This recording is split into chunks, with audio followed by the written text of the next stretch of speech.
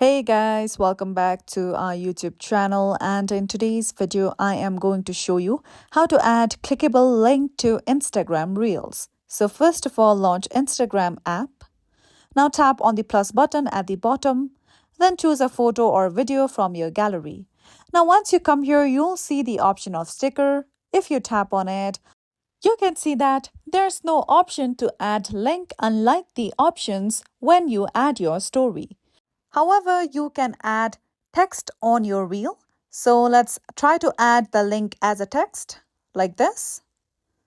But the followers of your Instagram won't be able to tap on the link and go to it. So what you can do is you can directly add the link to your reel's caption. You can paste the link and then share it to your Instagram account. And from there, your followers could tap or copy that link and go to the website. So that's it for today's video, and at last, don't forget to subscribe to our channel.